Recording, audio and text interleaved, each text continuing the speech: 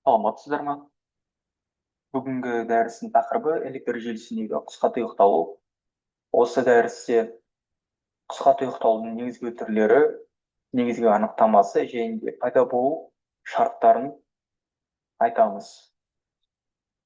Жалпы қысқа тұйықталу бұл электр қондырғыларының тоқ өткізгіш бөліктерінің әртүрлі фазалары арасындағы кездейсоқ тұйықталу салдарынан пайда болады. Мұндай тұйықталулар сәйкес тізбектің кедергісін күрт төмендетеді.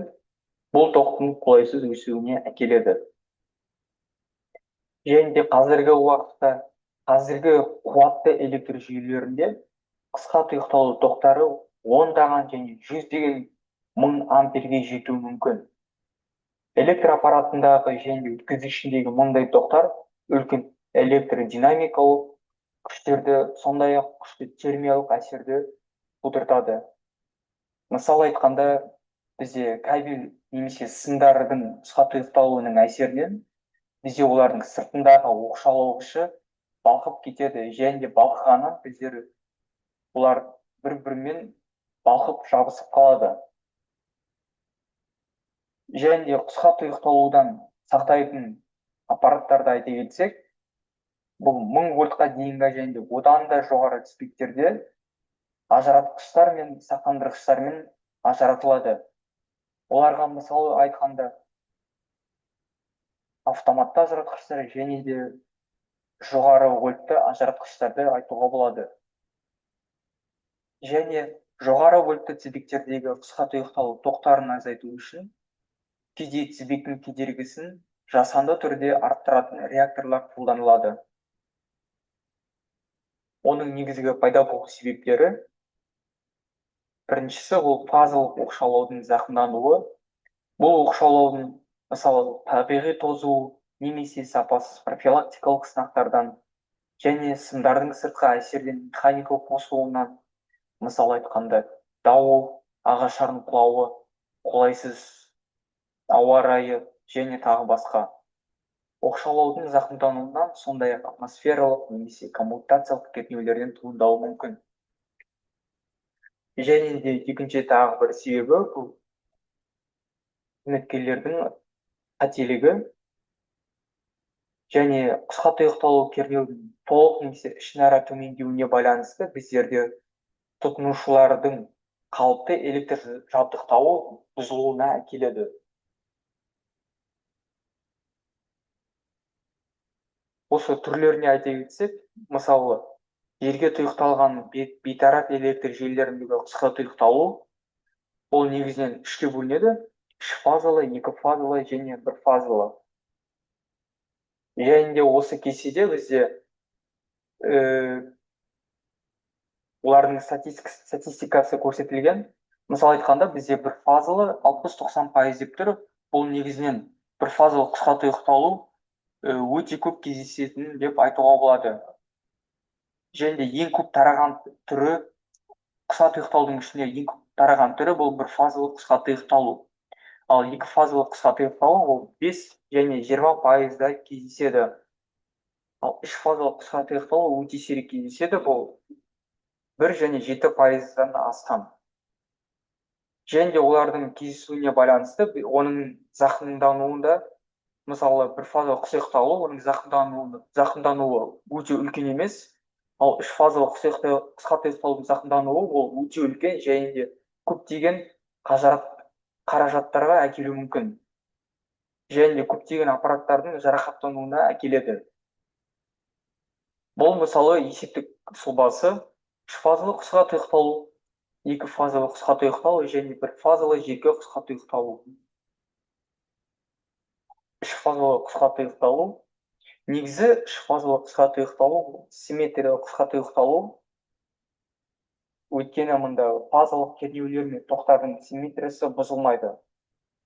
Қарапайым сөзбен айтқанда, мұнда бізде кернеулер мен тоқтар, бұлардың мәндері шамамен бірдей болады. Және де бұл жағдайда қысқа тұйықталу нүктесіне дейінгі барлық фазалардың кедергісі бірдей деп есептелінеді. Қысқа тұйықталу тоқтары жоғары артады, және де фазалық және фазааралық кернеулер біршама төмендейді.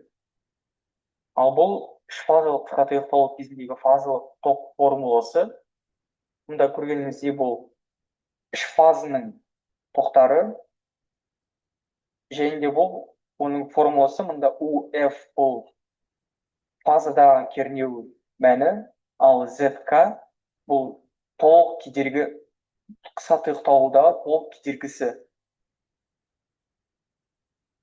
Ал мұндағы UL бұл линиядағы кернеу, мұндағы ZK сол толық кедергісі. Үш фазалы қысқа тұйықталу кезіндегі оның есептеу сұлбасы.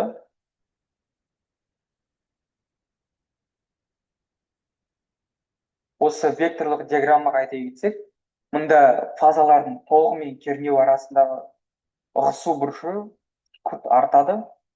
Номиналды ығысу бұрышы бұл 5-7 градус. Ал қысқа тұйықталу режимінде 65 және 75 градусқа ығысады. Мұндағы көргенімізде векторлық диаграммада мұндағы 5-7 градусы бұл номиналды мәні, ал 65-75 бұл енді қысқа тұйықталу кезіндегі ығысу бұрышы. Мұнда бұл ығысу бұрышының формуласы φk тең болады арктангенс x бөлінген r. Мұндағы x бұл активті кедергісі, r индуктивті, ал z бұл толық кедергісі. Екі фазалы қысқа тұйықталу бұл оның векторлық диаграммасы, және де бұл екі фазалы қысқа тұйықталудың есептеу сұлбасы. Мұнда бізде P мен C арасында қысқа тұйықталу.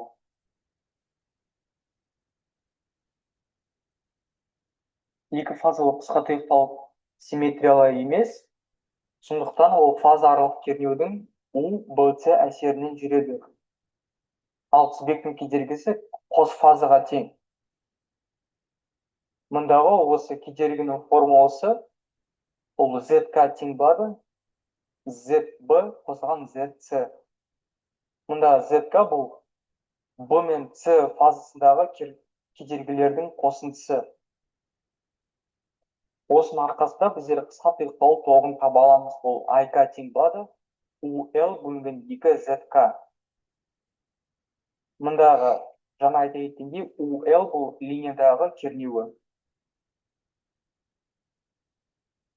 Жерге тұйықталған бір фазалық қысқа тұйықталу бұл бір фазалық қысқа тұйықталу және оның векторлық диаграммасы. Және де сол бір фазалық қысқа тұйықталуда симметриялы емес, және де бұл ток пен кернеу арасындағы ығысу бұрышының формуласы. Мұндағы φk тең болады арктангенс x бөлінген r. Ал бұл қысқа тұйықталу тоғының формуласы, анықтау формуласы I тең болады U бөлінген Z. Қысқа тұйықталу тоқтарын есептеу әдістері негізінен қысқа тұйықталудың түрін анықтау үшін есептіктерін берілген нүктеде 3, 2 және 1 фазалы қысқа тұйықталу тоқтардың мәндерін анықтау қажет. Және де тоқ тізбегіндегі қысқа тұйықталу кезінде эквивалентті радиустары бар сымдардан құралған эквивалентті жалған екі сымды желі бойынша тоқтың қайтарылуын болжаудан алынған жоқтау қатынасының формуласы.